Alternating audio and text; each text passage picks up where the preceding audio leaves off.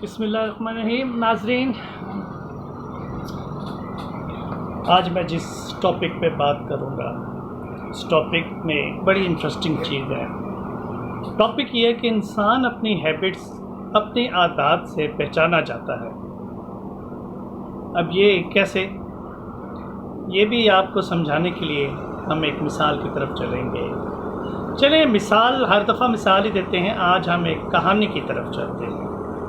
हम ये समझाने के लिए एक कहानी की तरफ चलते हैं, उस कहानी को बयान करते हैं कि इंसान अपनी हैबिट्स से कैसे पहचाना जाता है।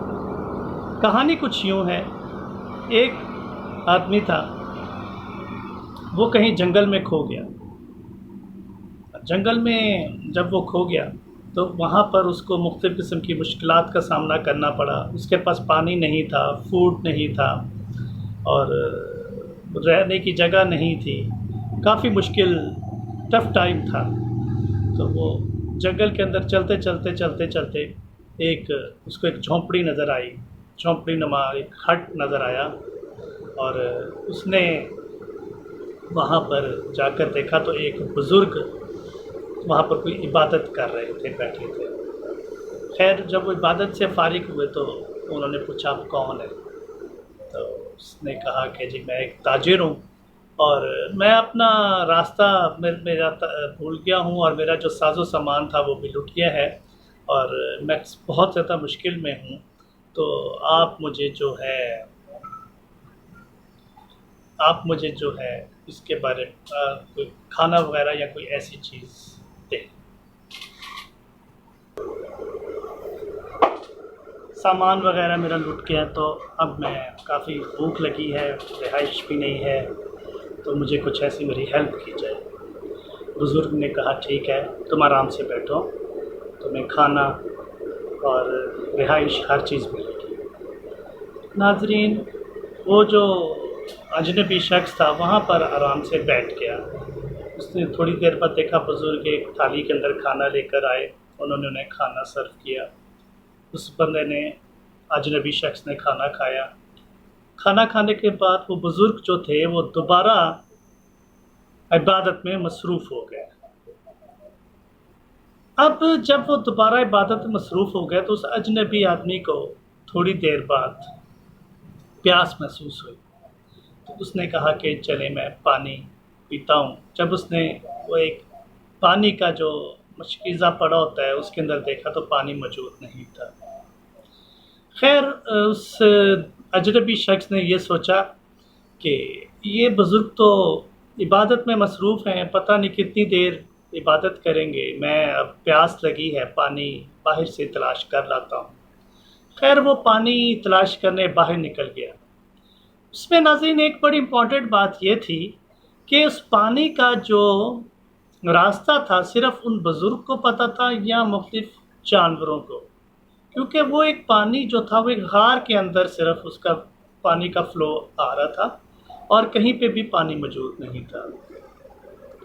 खैर, चलते चलते उसने पानी जो था वो थोड़ी देर बाद देखा। बुज़ुर्ग जो अपनी इबादत से फ़ारिग हुए तो उन्होंने देखा कि वो अजनबी मुसाफिर नहीं है।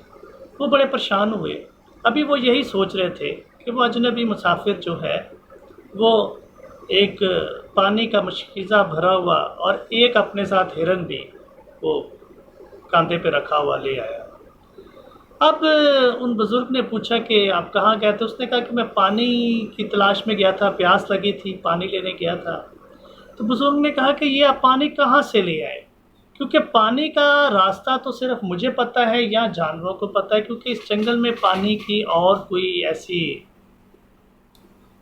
जगह मौजूद नहीं है जहाँ से पानी आसानी से मिल सके। ये तो गार के अंदर पानी का एक फ़्लो आता है, वहाँ से हम पानी लेते हैं। तो उन्होंने कहा कि अजनबी शख्स ने कहा कि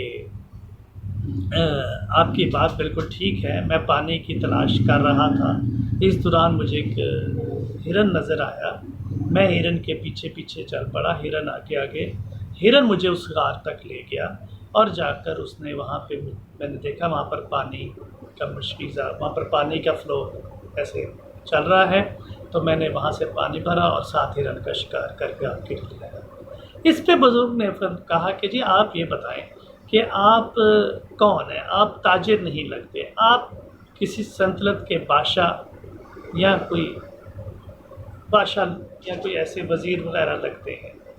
تو اس اجنبی شخص نے کہا کہ ہاں آپ نے صحیح پہچانا، میں ایک فلانے سلطنت کا بادشاہ ہوں، راستہ بھٹک گیا تھا تو اپنے مشیروں سے الگ ہو گیا تھا، تو میں نے اپنی اصلیت آپ پہ ظاہر نہیں کی، لیکن آپ نے مجھے صحیح پہچانا۔ تو اس میں لیسن میرا یہ ہے ناظرین کہ انسان جو ہوتا ہے وہ اپنے ہیبٹ سے پہچانا جاتا ہے۔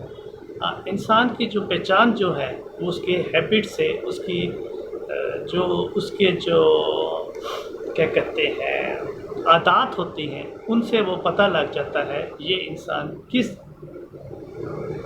کن چیز سے تعلق رکھتا ہے۔ میرا یہ چھوٹا سا میسیج تھا کہانی کی صورت میں، نے کہا آپ کے ساتھ شیئر کروں۔ تھینک یو جی، آپ کا خیال رکھیں۔ اوکے، اللہ حافظ۔